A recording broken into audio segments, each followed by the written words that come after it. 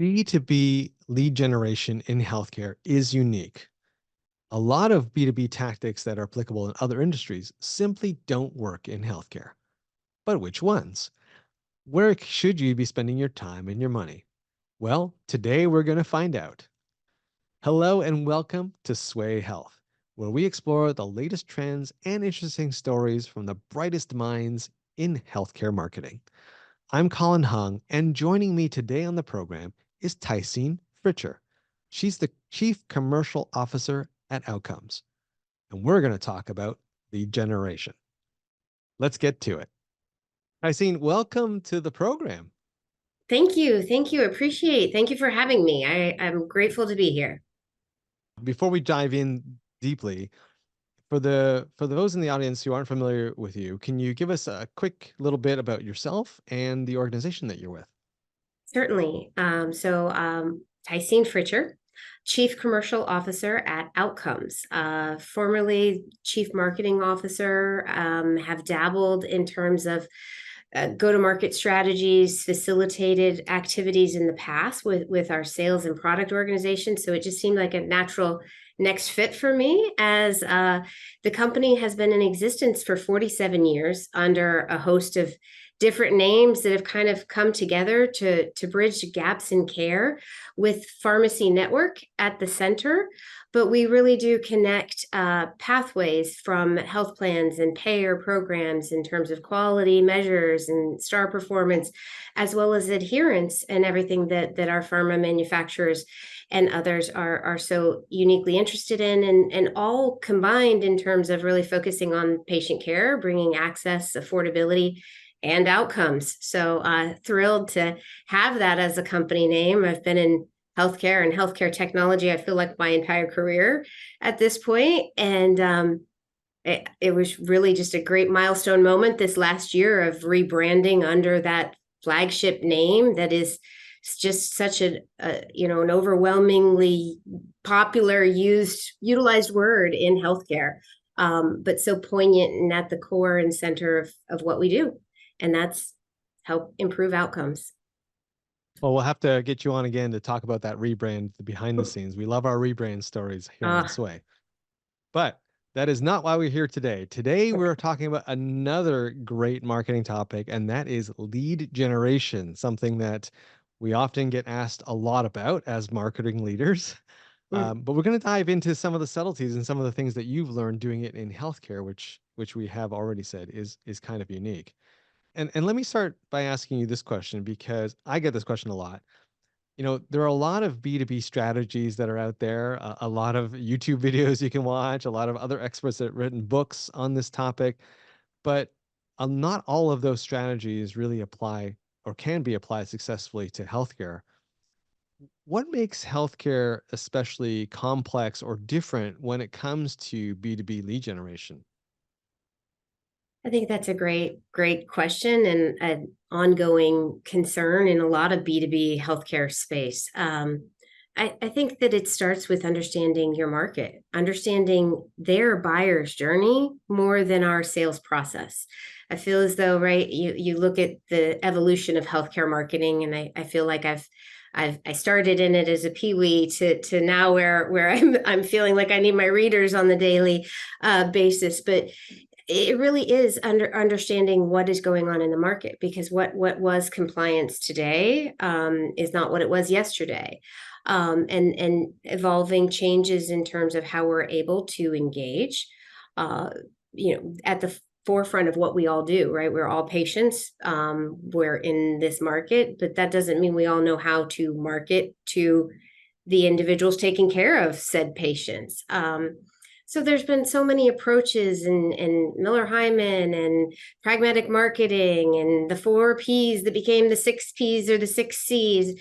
And I think it really goes to understanding your market, knowing how they engage. Are they online or are they not? Right? I could tell you, I remember when the American Recovery and Investment Act happened, and now all doctors must go electronic and all patients need to engage. And that didn't necessarily happen. and we put tools in place and digital, and it became SEO to PPC to how to reach. I think you have to look at where are your Bs? Where are your businesses? Where are your buyers? And how do they want to engage? Is it their, their healthcare associations, their group purchasing, maybe organizations that they participate in? So I think it really starts with just knowing one's market and knowing what they want and how they want to engage. And what's maybe different or a little bit different about the healthcare B2B market versus, let's say, a manufacturer B2B or fintech B2B? What makes us a little bit unique? I think the part that I feel as though so many people, when they come into this space of healthcare, that they don't necessarily realize is we know each other. And if I look at my time here at Outcomes in the pharmacy market, we know each other. The independents, single stores, they know each other, but they also know the twos, the threes, the tens, and the tens all know the regional 20s, 30s, 40s. And then I think back to my time in telehealth, where all of the health systems, right? They know what EMRs they're on, they know what they're integrating with. We all have orchards or app markets in places where it's all connected, and we know because we are all connected. Even my time in the specialty EHR type space, right? When you come into some of these clinical specialties or areas or groups of providers, since we have so many providers of different types, especially post COVID, they know each other, they know their offerings, they know what B2B solution providers are here. And so I think it comes down to the fact of how good is your product, how good is your service, how much of an ROI does your solution actually bring to your business partner, becomes so much more important here than I think some of the business cases that you have in like broader manufacturing, automobile or consumer goods or others, where you have so many buyers, and there are more opportunity for more entrants. Not that we don't certainly have that in healthcare all the time and healthcare tech, but it becomes such a necessity to really improve the client's experience overall, and not just marketing and sales tactics and strategies. It really is your solution set's very, very vital to your success. I like how you put that, because that is one of the big misconceptions, I think. Healthcare is a big giant market. There's no doubt about that. There's lots of dollars, lots of players. But when you go to conferences, when you go to meeting places, we do all know each other, or the Mhm. companies know each other because they've been in business for so long, or they've, or the people have moved around at different companies. So it is Yes. very relationship based, It, which is a bit strange for some people to understand. You're not marketing to an audience, a blank audience. These are people who know you. Let's get a little technical here, more marketing technical, is what I mean. Um, when we think of lead generation, of course, you think of the funnel. And I know Mhm. some people would say it's not, that's the wrong analogy and we should break away from it. But let's, for the sake of argument, I like how most people understand the concept of the funnel. So when we talk about top of funnel, middle of funnel, bottom of funnel, what does that mean in the healthcare context? I think some of it goes back to what we were just speaking of. In terms of the top of the funnel, you know exactly who your direct buyers are, and they know who you are. So when you mess up, they know it. When you're overcoming obstacles and improving your solution set, they know it. They know it the moment that it's sort of out there in the market. So I think that we need to be more mindful of that across the healthcare ecosystem, and knowing that, right, to your point, we know the funnel, we know it is, and some people love to talk about the flywheel and so forth, but it is beginning with what you do know, and then finding the middle stage of when do people kind of, I don't know, trickle down, or if it is flywheel over to that end, decide to engage again with you, that something you have is unique, is relevant, fits their need. And maybe that's also akin to why healthcare is so special, is it needs to fit a use case, and definitely some sort of clinical use case. And so moving into the middle, I think it becomes much more necessary in our space here in healthcare to really have those proof points. I don't know, internally, I sometimes call them probs, provable, repeatable reasons to believe. That's how generally I kind of dub it internally for the team, right? And rather than just an ROI, what's the ROI of this? Or do we have a case study? Do we have the documentation? But do we have provable that, but yet repeatable? Like it's not just one time, one beautiful case study, one beautiful set of information, but do we repeatedly produce the same result? It's just like what the end user, right, in terms of a provider or a patient is looking for. They're looking for that end outcome. And similarly, I think our buyers, if you will, from a lead generation standpoint, are looking for that they're not going to move down that funnel unless every moment of that decision tree, we're giving some additional real reason to believe, some proof point that continues down the journey, and that we're providing that set of information to them at the right moment for them. So again, maybe that's the marketing mindset of really what is the buyer's journey versus our sales process, and catering to what they're looking to achieve and to accomplish. When you say that we're all connected and that we all know each other, as it relates to the funnel, what do you mean by that?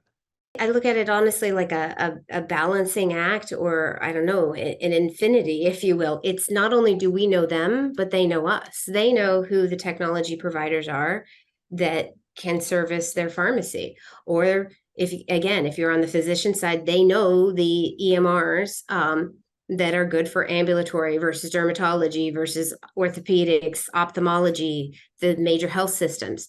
So we as solution providers are known entities, right? You can go to HIMSS, you can go to Health, you can go to NACDS or NCPA in pharmacy, where I currently sit, or Health, or all of these other organizations that are bridging the gap across all of healthcare. So the solution providers, we're known, even the new entrants, we're known to pharmacy, to health plans, to physician providers, to specialists, to the pharmaceutical manufacturers. To your point, there are so many healthcare databases and certain CRMs that are the backbone of other systems. Everybody is a known entity, but I think just whether I'm in pharmacies market, again, the pharmacists all know what our software and solutions do right now. The health plans know what we do and how we can help connect them down. The pharmaceutical manufacturers now know what we do and can connect in terms of improving adherence and so forth. And on the flip side, yes, we know them. It is all connected. Yet we still haven't solved it and made it the most seamless, connected experience for us as patients and the end users, which is certainly definitely an ultimate goal.